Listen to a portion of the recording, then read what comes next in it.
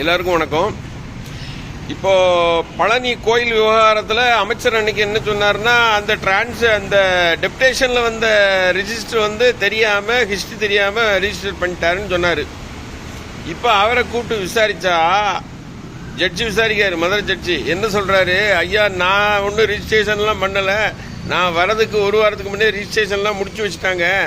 நான் கடைசி அந்த ரெஜிஸ்ட்ரேஷனுக்கு ஒரு நம்பரை கொடுத்து கவர் மட்டும்தான் போட்டேன். இதில் இந்த லிஸ்ட்டில் இந்த ரிஜிஸ்ட்ரேஷன் ஏதோ தப்பு இருக்குன்னு நான் டிஸ்ட்ரிக்ட் கலெக்டருக்கும் ரிப்போர்ட் பண்ணிட்டேன்னு சொல்லி அடிச்சிட்டாரு பாருங்க ஒரு பெல்ட்டி. அதான் உண்மை.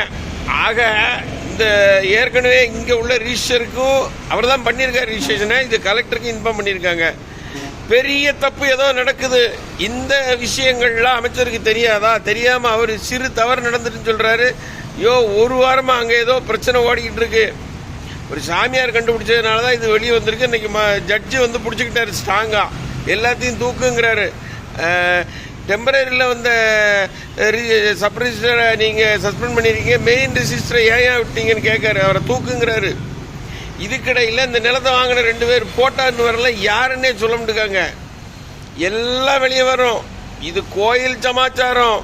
பக்தர்கள் வைத்திருத்தல் சும்மா விடாது, கோர்ட்டும் சும்மா விடாது. இந்த அமைச்சர்கிட்ட ஏதோ மிஸ்டேக் இருக்கு. அவர் யாரையோ காப்பாற்ற நினைக்கிறாரு. விஜய் அரசுக்கு இது நல்லதில்லை, அவ்வளோதான் நான் சொல்லுவேன்.